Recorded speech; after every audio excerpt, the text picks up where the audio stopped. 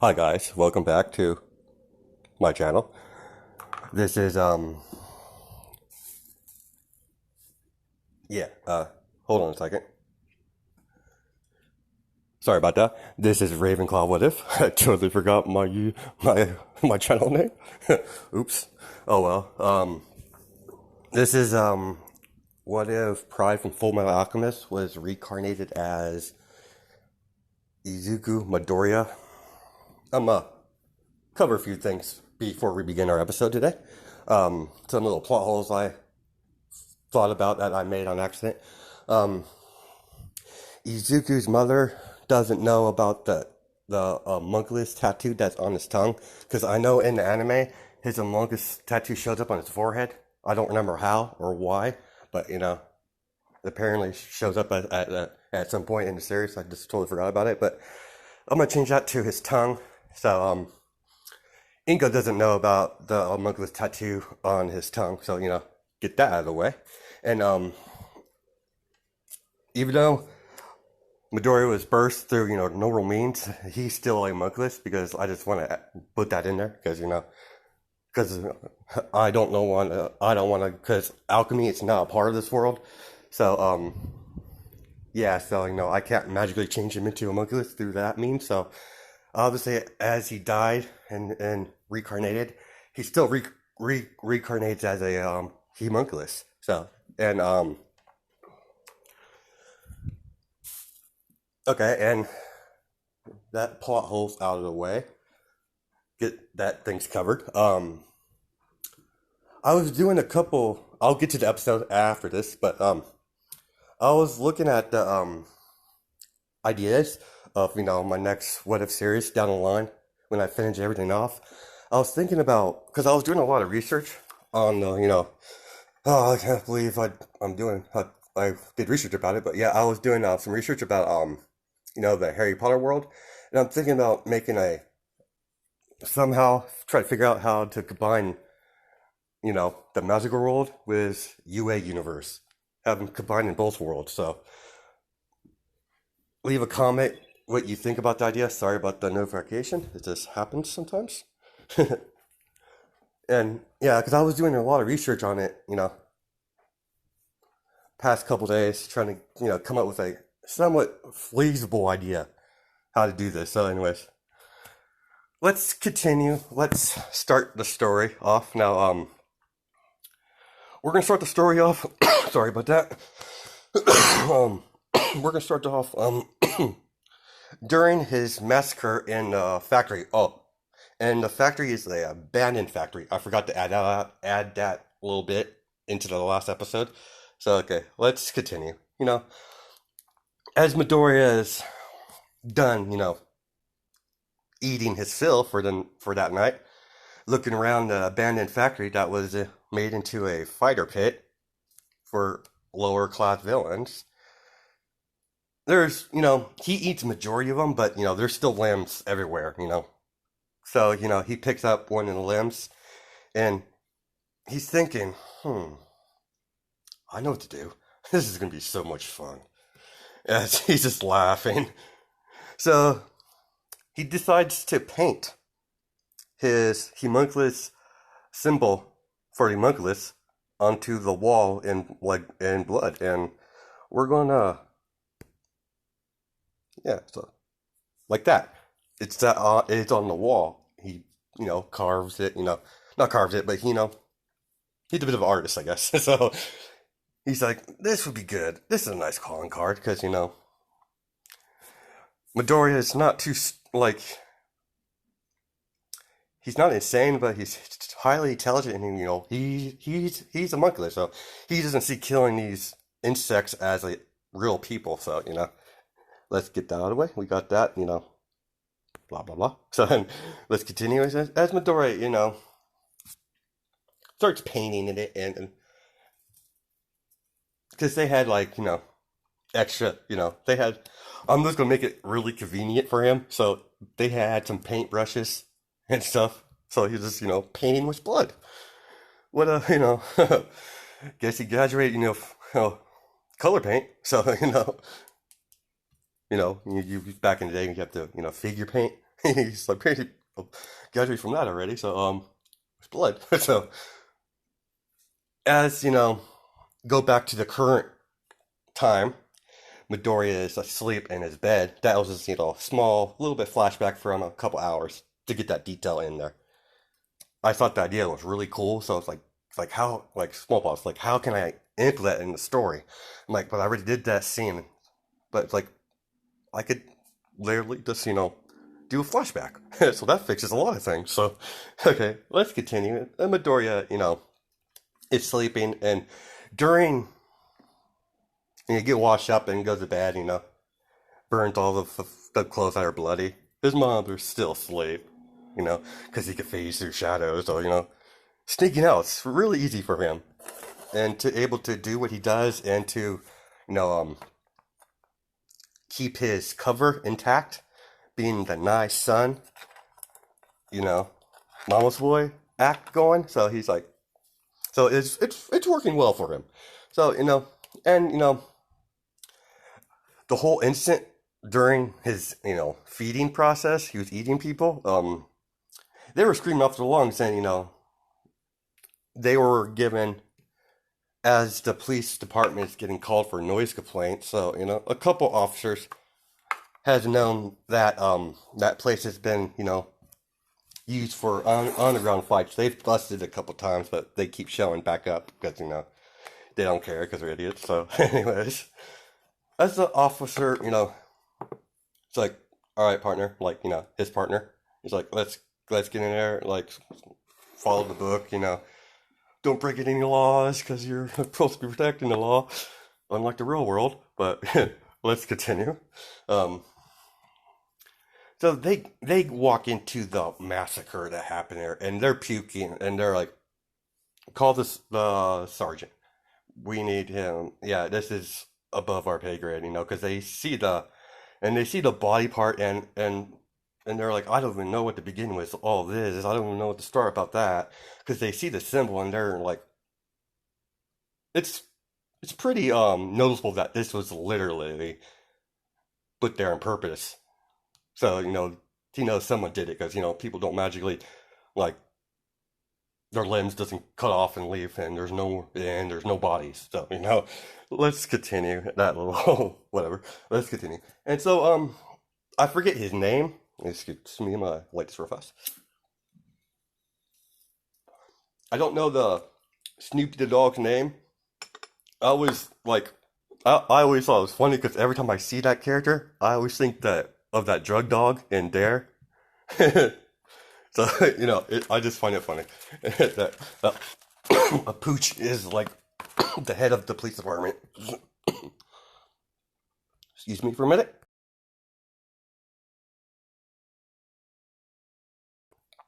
I'm back. Figured you didn't want to hear me coughing. Because I'm a smoker. That I'm quitting eventually. Quitting after these packs are gone. So get that out of the way. As they call the sergeant McDuff or whatever you want to call him, I'll just refer him as I don't know, like there's plenty dog names I could use. I'll just call him Dog from now on, and I'll in later bits I'll have his name found it on the magical world of the internet. So you can find basically anything on that damn thing. So, okay, let's continue. Sidestepping from the story. Gotta focus. All right. So as McDuff, I guess I'll just call him McDuff for right now. Officer McDuff. So, you know, Sergeant Macduff, I guess. He before he even entered the building, he could tell there was blood because dog senses and a very dangerous vibe of the building before getting in there. So he already had warning signs already, and he's kind of on edge. Sir, it's like, are you right? Yeah, I just got a bad feeling about this. All right, let's get this done. As he, walks through the door, as he sees the lovely mess that Midoriya left. Oh, guess a little art project, I guess you would say. Sorry about that. Someone's streaming, but I'll worry about that later. And So, Macduff, the doggy, is examining the area, he's telling, like, don't touch anything. Uh, you, uh, insert name here, whatever his name is. He's like, yeah, yes, sir. Sorry. He's like, get in touch with Principal Nezu. I might need his assistance just in case this becomes a more frequent thing. Because the dog's not stupid. This was literally, intentional with the mark on the wall because he's examining you know, the homunculus like, I've never seen this symbol before. This is definitely I need because I was trying to figure out small pause. I was trying to figure out how to put Professor Nezu in the story, and I'm because he left a symbol on the wall, so I was thinking that would have a Nezu something to do because I don't think like I think they're friends. I know All Might and them and the dog are friends, but I'm not sure Nezu. But I'm just saying they have a close relationship, and when something out of the ordinary comes up, he lets Nezu into what is in his investigation to help the police department to stop whatever's doing something wrong, something like this, like a serial killer or a villain doing bad things. So typical villainy. So, anyways, let's continue, and the officer's like calls Nezu. He's like, "Oh, hello. What can I do for you today?" So, yes, sure. Sergeant Macduff wanted to have a word with you. We're at a crime scene and we need your assistance, please. Because Nezu is highly respected because he's a smart, really smart animal that's above everyone. So Nezu's like, all right, I'll give me 30 minutes. I'll get my things ready. So, Nezu, as Nezu hangs up the phone, officers, tell them that Nezu will be here in 30 minutes, and he's like, thank God, we need to him for with this. This is something I've never seen before, and the symbol I don't know nothing about. So he's thinking the symbol means something. It has to be because no one just flaps the unknown symbol and not thinking it has to mean something. So let's continue. So that goes around, and let's cut to Professor Nezu.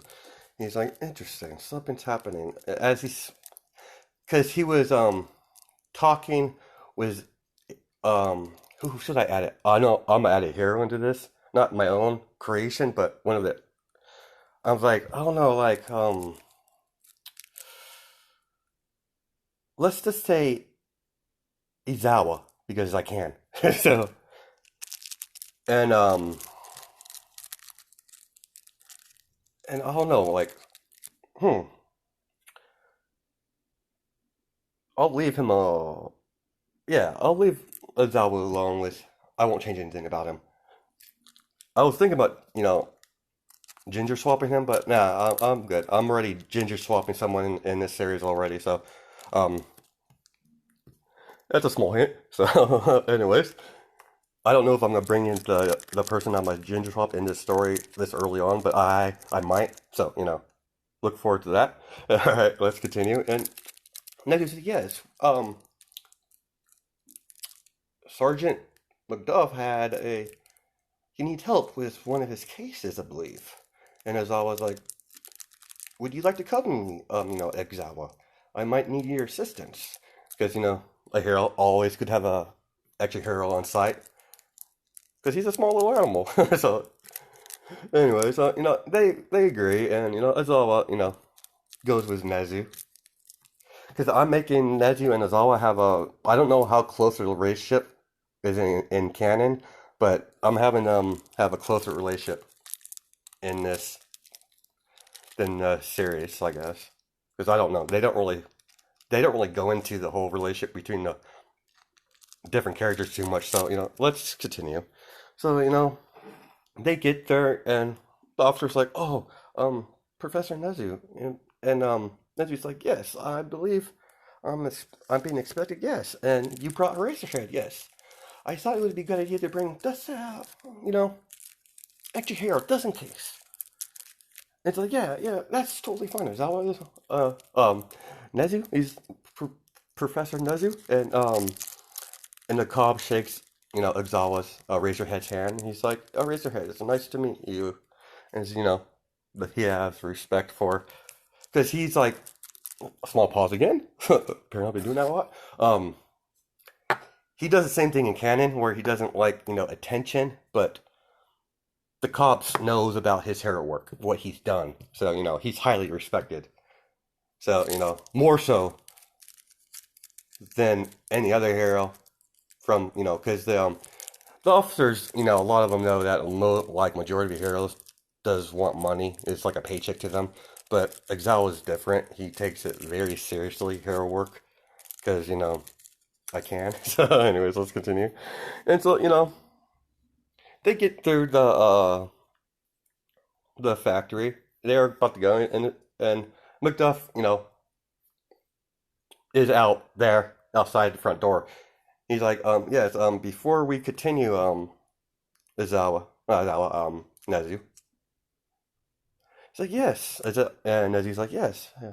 So, what do we have? And what do you need assistance with? Yes, and, you know, Macduff is like, yeah, before we begin, you just need to be ready for this is pretty bad. And so Adele is like, raise your head, like, how bad can it be? Like, because he's thinking like it's just he doesn't know what it is, and he doesn't think it's gonna be that bad. Yeah. Apparently the villains that this is Macduff talking. He's like, apparently during their little fight clubs they like to pull here, they pissed off the wrong person this time, and it's bad.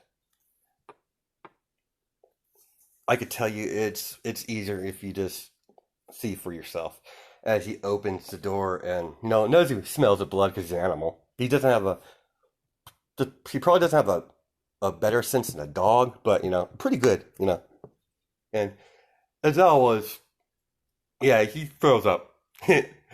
So does this is the first like everyone throws up the first time. Even Macduff is like, yeah, don't worry about it. Nezu's like, this is bad, really bad. As Nezu's, walking, and he walks straightly towards the symbol. He's like, interesting, never seen this before. And everyone's shocked. And Macduff's like, what, you haven't seen this symbol before? No, I've never seen anything like this before. Sorry about the noise. There's noise outside. I've been trying to record for a while now, but people keep, being loud or knocking at my door or phone calling for some reason. Just, telemarketers and scammers and stuff like that. So, let's continue. So, yeah, I've never seen that before, and the artwork is quite good. Someone, and yeah, he's like, someone literally painted this on with the, he sees paintbrushes, like paintbrushes. And, small pause. Everything he touched in the factory wasn't with his hands, it's with his shadows. So he was painting with his shadow hands, like with his tentacle shadows. Like, they do have hands on them. I've seen them, but yeah. Anyways, let's continue. It's like, yeah. Um, Nezu's like, have you taken fingerprints from this? He's like, you should take fingerprints. He's thinking he did it with his hands, but he didn't. So, there's no fingerprints to connect the dots to Midoriya. So, he's like, yeah, we have their yeah, we have, we'll run it now. And officer picks up in a bag, with an evidence bag, and walks off and goes to the lieutenant. He's like, yeah. Nezu's like, how long do you think that would take? He's like, a couple hours, Principal Nezu. And as as they're examining the pieces, like, because there's like body parts everywhere, because there's like 15 people, and as long as he like absorbs majority of the body, he's able to absorb their powers, their quirks. He can't give them out, but he could take them and use them in some form into his shadow. So yeah, there's gonna be a lot of things I have to figure out. So let's continue. So that goes on, And as I was like, do you think this could be a upcoming villain or a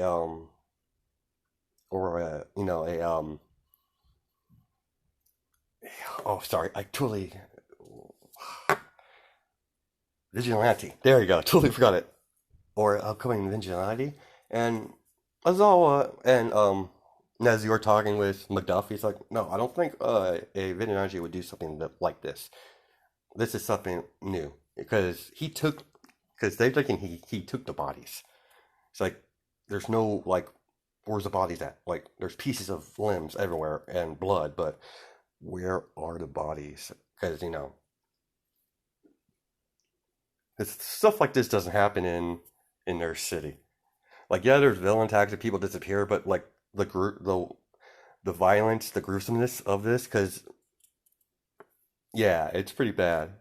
So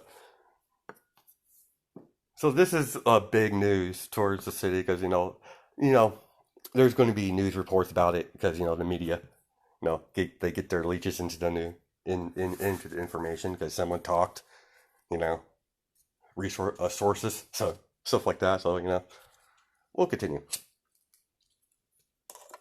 as they're going through that, and we're going to go back to Midoriya, but later that night.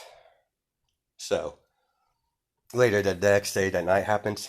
He he's like it's not night yet. It's like after school because I'm not worried about that right now. But he's like talking with his mother, and it's gonna be a little bit before UA, before the start of the when the anime start in canon.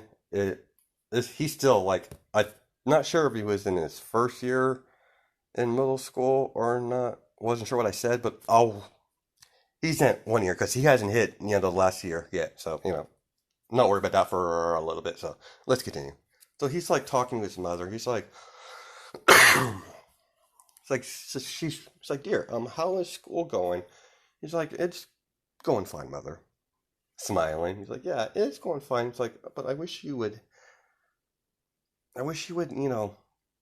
try to be, nicer. Like, he's nice, but she noticed that he doesn't have friends at all. He's like, no. He's like, he doesn't have that emotional.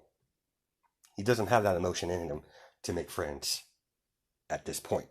So I might have a friend later on, but yeah, he doesn't have that emotion in him to make friends. He doesn't really see the point in lowering himself to human standards. So, but he does at some level. At some level, he kind of at some level he loves his mom still. It's kind of weird. So, anyways, because he's a monkeless that doesn't love anything, because monkeless don't like care about anything except for their own survival. But I'm adding a little twist to it that he does care about his mother to some extent until she. Yeah. Anyways, let's continue. And it's like, yeah, thank you for dinner, mother. As he gets her plate, and washes it, and she's kisses Midori on the forehead. It's like, thank you, dear. It's like, I'm gonna head off the bed. It's like, don't stay up too late. It's like, yeah, because he's super smart. So she's Mother Midoriya is thinking that he's just too smart. So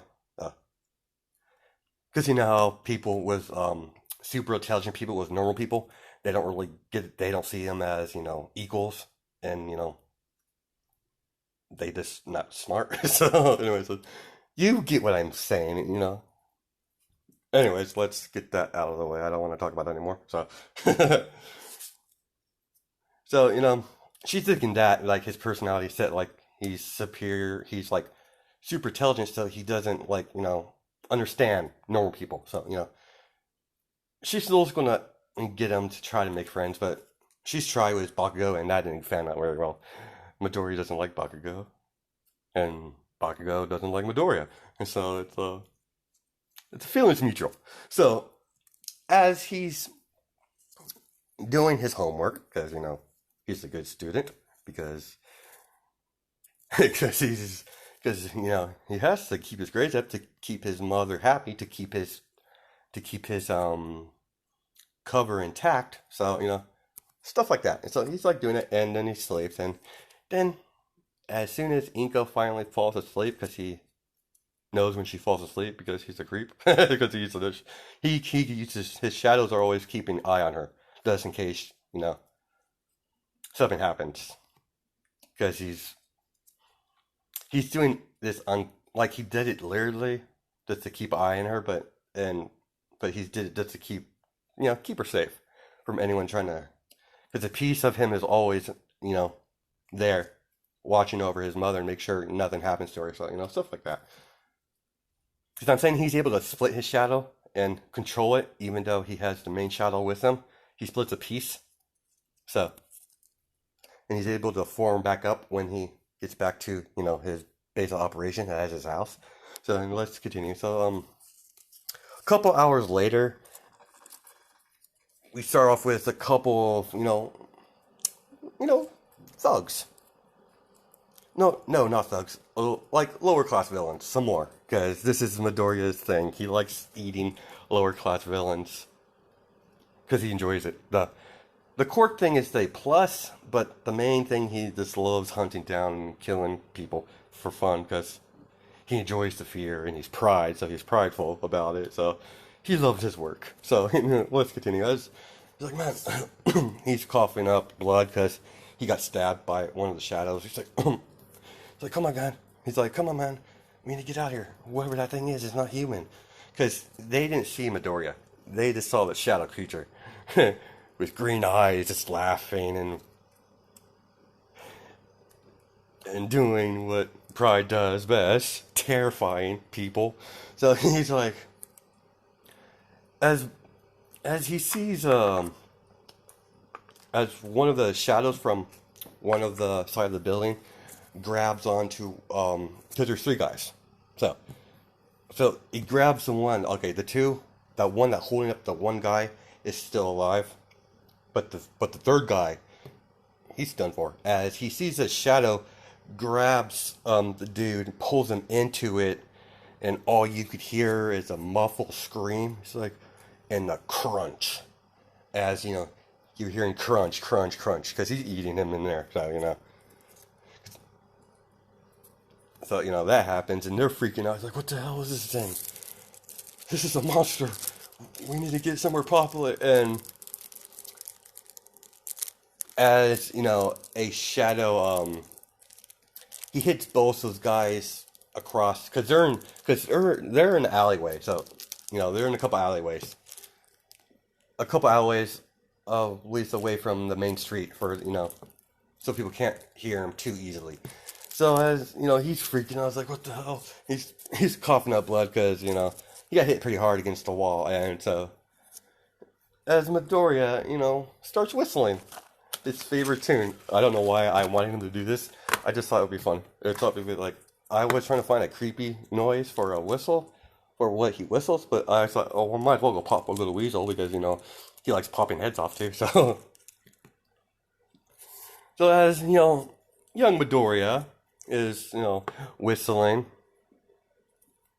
his favorite tune, and this is but Midoriya's too busy on his prey right now to notice that he's being watched up on the building. As we cut off to Kirigiri and female Shigaraki. Now that's the person I'm gingerbreading for right now. I don't know if I'll add another one. Whatever. Let's continue this. As female Shigaraki, I don't know what to call her. You guys leave a name, and best name you get, like a best voted name, whatever you want to have her as. I'll try to implement it in the story. I just gotta say it over again to get it into my head. So for right now, I'll just refer her as Shigaraki because I could see that. I don't really see that, I don't know if that could be used for a male and a female name, but I'm just saying, right now, we'll just call her Miss Shigaraki. So, as, Kirigiri is like, Miss Shigaraki, no, he's like Shigaraki's like Kirigiri. Is that the one? As Kirigiri's like, yes, Miss Shigaraki. I believe that's the young man that our master is interested in. After what he, after what happened to because they caught on to the villain because there were survivors, but there were all for one agents, so they were there to keep track of the lower class villains to make sure they don't get uppity.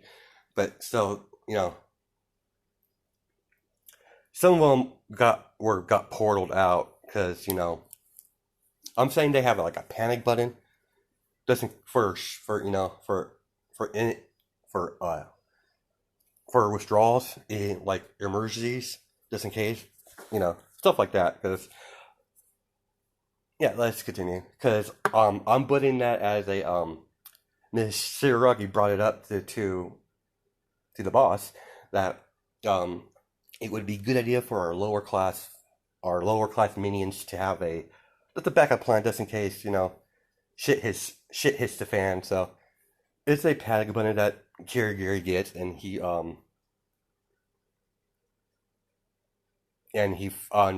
magically knows what person to go for.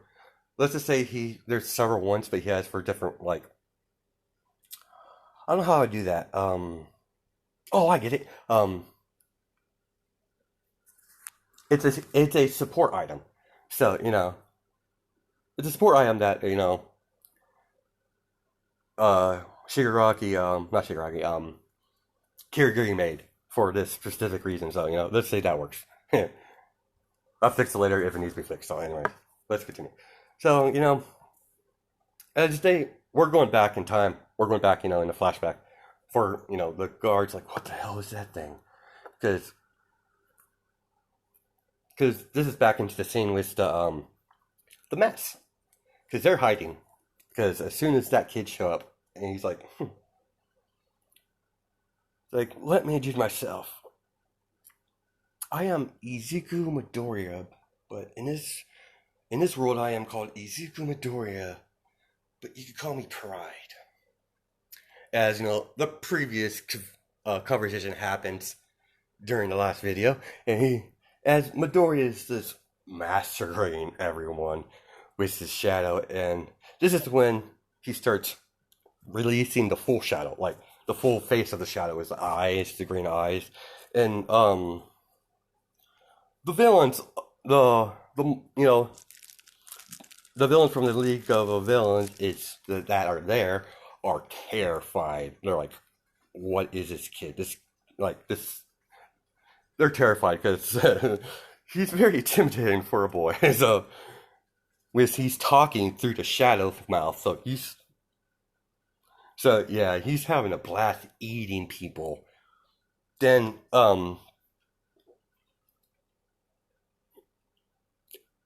Kirigiri takes after because he's just enjoying himself over there. So Kirigiri portals him out without Midoriya knowing because he doesn't he doesn't know nothing about teleportation stuff about anything like that besides out of his shadow shifting, I guess you really call it. Sorry, because he hasn't came across a teleportation quirk yet. He's wanting one so he could have so he doesn't have to use his shadows all the time. My cousin, sorry. So that happens, and as they get back to the base, and Shigaraki is looking at them, and he's like, "Why are you back? What happened?" Because I'm making Shigaraki more level-headed. So, she's a lot more level-headed. She's not as crazy as Canon, but she does have her moments. So, so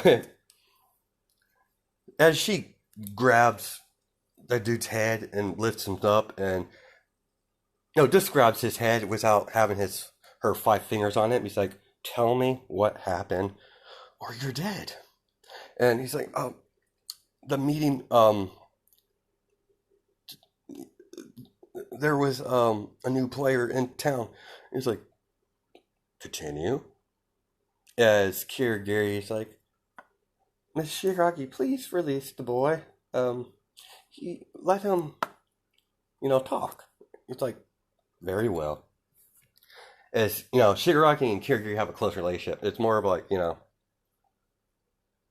was her bodyguard since she was a child. So the same thing in canon, but a little more closer, like kind of like maybe like an older brother relationship type of style. So, anyways, so he's like, yeah, and she's like, yeah, they were doing their normal routine every night. The Fight Club since out of nowhere, a kid, like a child, like a middle school kid, popped out of nowhere in the middle of the ring and introduces himself as they he goes to introduce himself as this Inko Midoriya, and then he starts spouting about his name is Inko Midoriya in this world, and then he refers him as Pride, as through his introduction, slaughtering all the villains and all the minor Kirigiri context all for one. Yeah, I believe that's all for one. I really need to get that name figured out, but I think it's all for one. So, as all for one, as Kirigiri like portals to all for one and tells them the situation, and they've had Shiger and all for one's like examine the area. I want to know what happened there because he's curious. He's like, my curiosity has been piqued. Go, Kirigiri, and take my daughter with you. Yes, of course, master. As he portals away, as Kirigiri's Miss Shigaraki, our master wants us to examine the factory, and Shigaraki is like, very well, as my father wants me. Your father asked for you to go to company as well. It's like, very well, father wants it. It shall be done.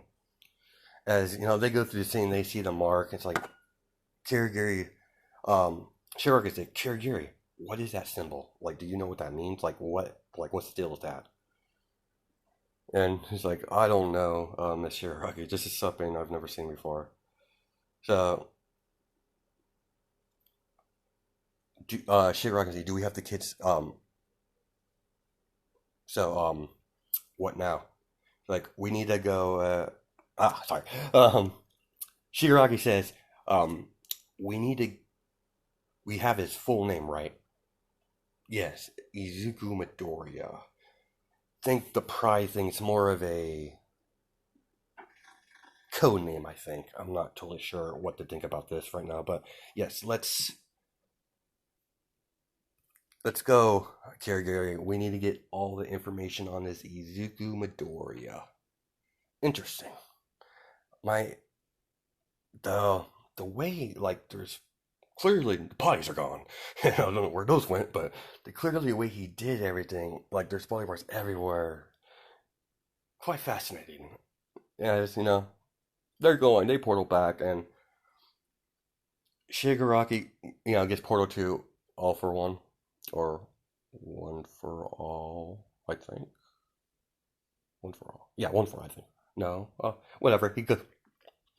He walks up to her father, and he's like, father, I examined the area, the factory. And he's like, yes, dear.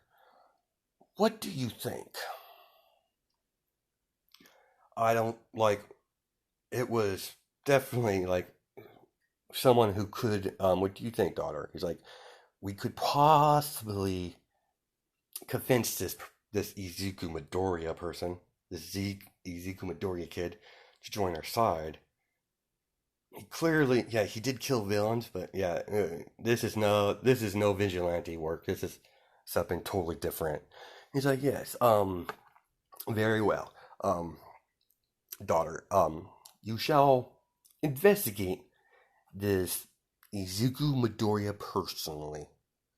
I want to know everything about him, his parents, him, where he goes to school. So, know, they run off, and now we're going to go back to the current time, where they're on the building, and she's like, "Yes, I believe I believe that's the young man." Because like Shigaraki's like a little bit older, so he was ready. Well, let's keep Shigaraki the same age, because he was like the male version of him of this one.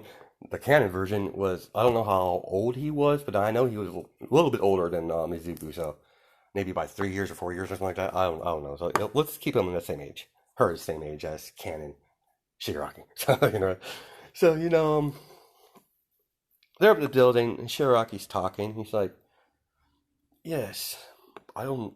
They're like, "It's very disturbing, that thing." As Midoriya, cut back to Midoriya, after knocking those two against the wall, as one of them, throws ice at him. Just a little ice shard. He's like, not very strong, but Midori could work his magic on that one. Let's just say he just, like, materialized a little ice pick, enough to impale someone, but nothing like Shoto's level, because he's not very trained in his quirk. He just does enough for it just for him to get by. So, anyways, as he hits his cheek on his face, and he's like, "You shouldn't have done." He's like, as he's whistling up, he's like, "Ice, interesting. I want it." As his smile fades, and the dog's like, "What you want, kid? I'll give you anything. Just don't kill us." It's like, as the dog just laughs. He's like, sorry, but this is how things run. This is how things are going to be nowadays." As they get torn apart by the chemicals, limb from limb, as he's lifting the pieces of the villains and eating them, like have this hanging up from his tentacles up high, so like it drop in his mouth. So he's like eating it, the shadow mouth. So he's eating it. He's like, and this is where Shigaraki and Kirigiri sees what he's doing. It's like they're kind of Shigaraki's like intrigued. This is something she's never seen before. Like a quirk works like this. Like Shigaraki, what did his record say about his quirk? He's like, it says shadow manipulation, but this is something not shadow manipulation. This is something different. He's like, yeah, I've never seen this before. Because, she literally sees the shadows with green eyes and several mouths, so, it's very disturbing looking. So, as we continue, and as Shigaraki's like, what about the mother? What about the woman, his mother? Her quirk is very weak. It's just a very low telekinesis quirk. It's basically labeled as pull object towards you or something like that. Something like, yeah, it has. And his father, we don't know much about. Sashi Midoriya. We don't know much about him besides his quirk is fire breath. And for what we've seen, that has nothing to do with that. So Shigaraki's like, interesting. We need to keep an eye on this one. And Kirigiri's, you're not going to make contact. No, not yet. We don't know we know very little about this person. Like, very little. All his stuff we have on records is clearly a front. Very intriguing, actually, to keep this going and living a normal life. Kid's quite intelligent, and judging by his record, he's quite a genius apparently. So they're Shigaraki. They're talking to Kirigiri, and Kirigiri didn't really look at the records. He just handed to Shigaraki because that was it. It was one for all's older, so that happened. So all for one for all. Oh, I'll literally look it up to, later today and say it 50 times in my head so I can get it stuck in my head so I can't mess up again. So anyway, let's continue. And so as Shigaraki's like, all right, Kirigiri, let's head home. As they open their portal and Midori is cleaning up, and he decides to do the same thing. Writes the Homunculus symbol in blood. I don't have the picture up anymore, so you've seen earlier parts, like the beginning of this episode, so you know what I mean. As he this time he does it on the this on one of the walls in blood, using the limbs from the blood and everything and stuff like that. Yeah. So that happens, and wait, they don't leave. They leave after he does the symbol, and Kirigiri and Shigaraki are as curious, like, why does he do that? Is that some sort of calling card? Because they're thinking he might be like a serial killer villain or whatever, but he's hunting people, so he likes getting new powers. So, anyways, so that happens, and they leave. They head back home, and Midori cleans up everything that he needs to get rid of that shouldn't pin him to mass murder. So and then he continues home, uh shadow shifts into the shadows and heads home and sleeps for the night, smiling because he's happy because he's getting he's having fun now. Instead of being stuck in the act of being nice, he's acts nice during the day and could truly be himself at night. So this is where we're going to stop it here. So you guys have a good day and night. Oh, and before I leave it off, I want to thank you guys for supporting the channel. Like, we hit like let me get it up. I know it's hundreds. It was like, I'll just get it. It's 109 subscribers. I didn't think I would ever get to 100. So thank you guys for enjoying and watching the stuff I come up with. So anyways, catch you guys later. Late.